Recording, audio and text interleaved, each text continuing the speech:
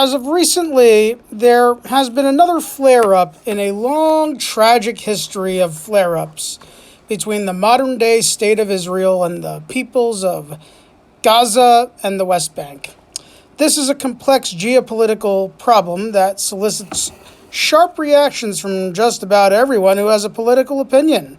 Both mainstream conservative and liberal Jewish affirm that Israel has the right to exist as a homeland for the long-oppressed Jewish peoples and has the right to defend itself. There's an ultra-Orthodox sect of Jewish persons who believe that Israel is a heretic state that violates the conditions for the return of the Messiah. Levantine persons and American leftists believe that Israel as a state has no right to exist and needs to cease engaging in ethnic cleansing. Far right-wing people hide behind anti-Zionism to advance anti-Semitic conspiracy theories against the Jewish, or they will condone the practice of ethnic cleansing relative to Levantine peoples. Has something to do with oil. Christian fundamentalist types who subscribe to premillennialism believe that the establishment of modern Israel is a prerequisite for the return of Jesus. There are indeed many conflicting interpretations and interests which converge around the subject of political administration within the geographical parameters of what constitutes as historical Palestine. However, what gets lost in the political narrative of race and religion is the long-term materialistic historicity of the area, which should be examined before anyone rushes to conclusions about what should or should not be done. If you're going to ask me what my thoughts are about Israel, I view Israel as a modern-day crusader state with Zionist characteristics.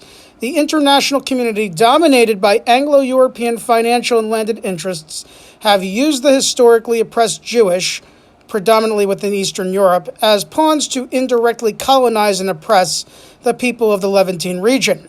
At face value, the establishment of Israel presents the aesthetic of the international community atoning for the horrific brutality that was the Holocaust in creating a homeland for the Jewish people, but at the expense of the Palestinians, who have been struggling to establish their own self-determination after 2 millennia of rule from the Babylonian Empire, the Persian Empire, the Macedonian Empire, the Roman Empire, the Byzantine Empire, the Rashidun Caliphate, the Umayyad Caliphate, the Abbasid Caliphate, the Seljuk Sultanate, the First Crusader State, the Mamluk Sultanate, the Ottoman Empire, and the British Empire. Palestine has been administered by everybody except by Palestinians. Framing the Israeli-Palestinian conflict as Jews versus Arabs is a false narrative. The narrative should be Palestinians having the right to their own self-determination. Due to its central location being a land bridge linking Europe, Asia, and Africa, with all roads leading to Jerusalem, those who controlled Jerusalem controlled trade, and those who controlled trade effectively controlled the world. Following a wave of anti-Semitism throughout Western and Eastern Europe in the late 19th century, political Zionism came into existence as the brainchild of an Austro-Hungarian journalist named Theodor Herzl, who envisioned the establishment of a Jewish homeland where Jewish peoples would be free from persecution, and not so much in the context of establishing a pure Jewish theocracy. In 1917, the Balfour Declaration, following the British acquisition of Ottoman territories post-World War I, would show the British government, actually World War I ended in 1918, whoops, but you get what I'm saying. This would show the British government backing the Zionist proposal for the establishment of Palestine being the national home of the Jewish, without explicitly mentioning the creation of a Jewish state. As per a letter written by author James Balfour, the British Foreign Secretary,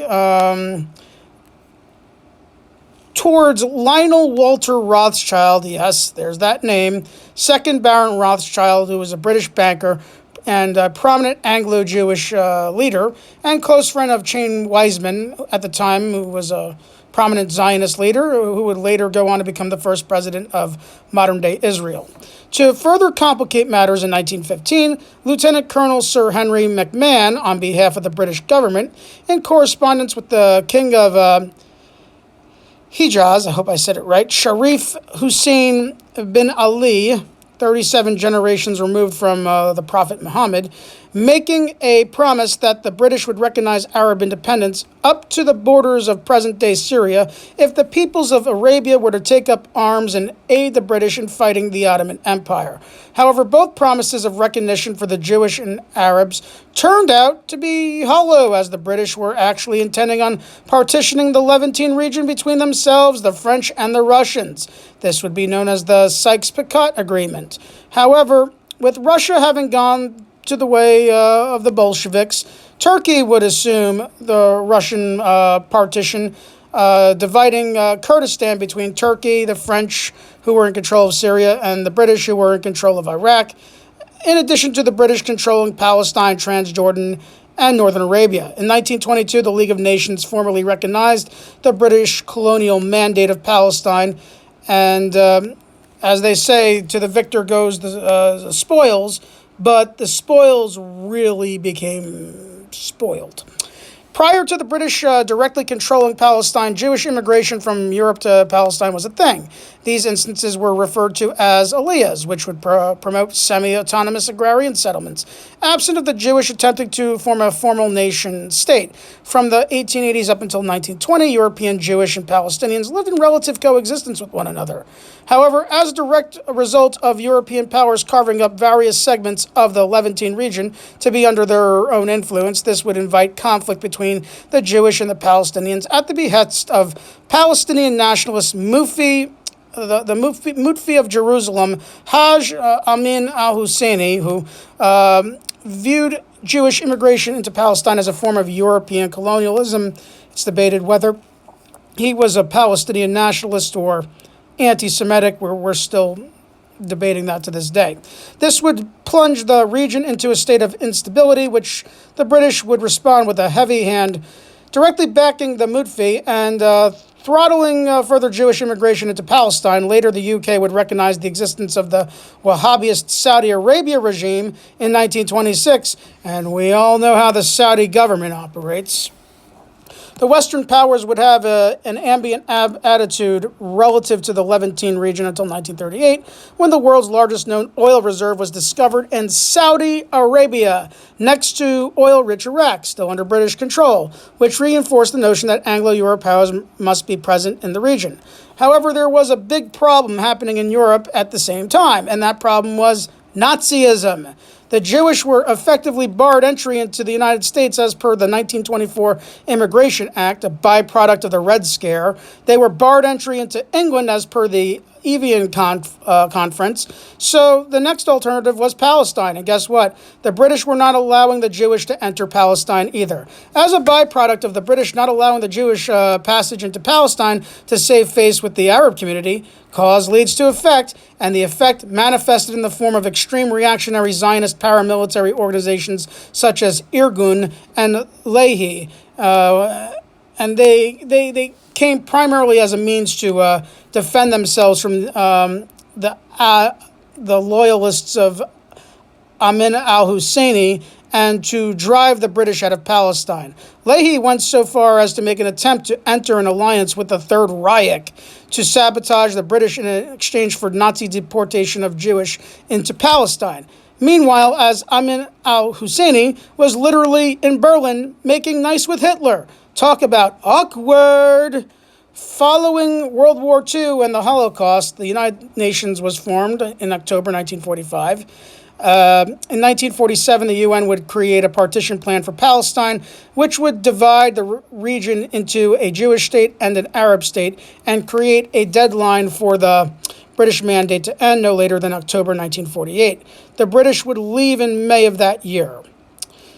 With the British still controlling the region, however, and wanting to retain positive relations with the Arabic community because of, oil, they would continue to restrict the passage of immigration of Jewish into Palestine, which at this point, after 6 million lives lost in the Holocaust, was deemed as unacceptable.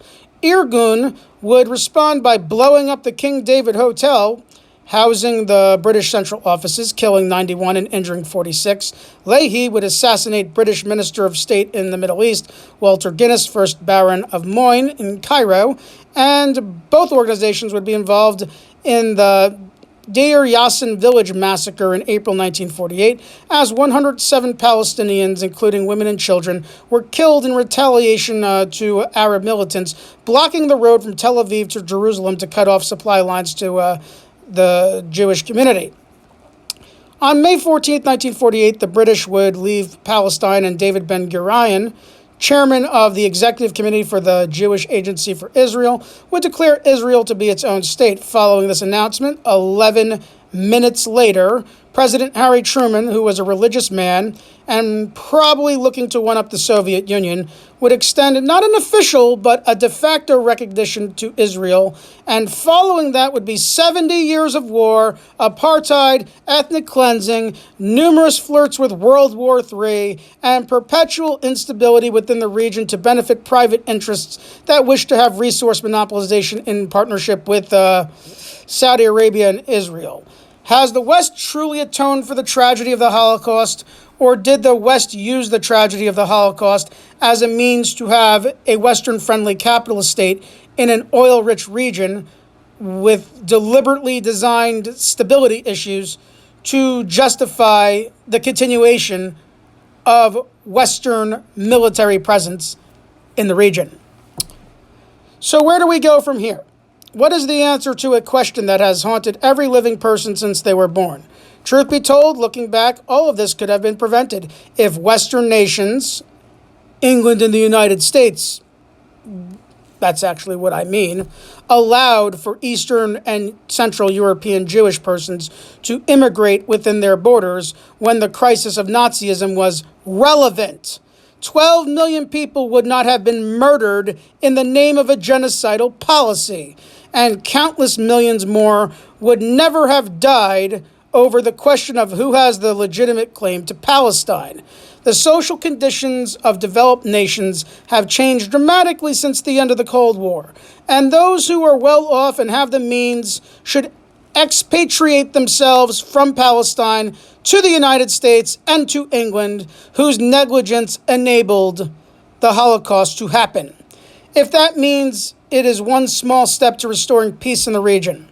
All peoples have a right to exist, but all peoples also have a right to self-determination. If the Jewish should feel the need to live within Palestine, that is their prerogative. But to ethically live in Palestine requires living in a Palestine that is under the administration of Palestinians and not under the influence of Anglo-Europeans, using their former oppression as a justification to oppress others who have been under the thumb of imperial subjugation for more than 2,000 years.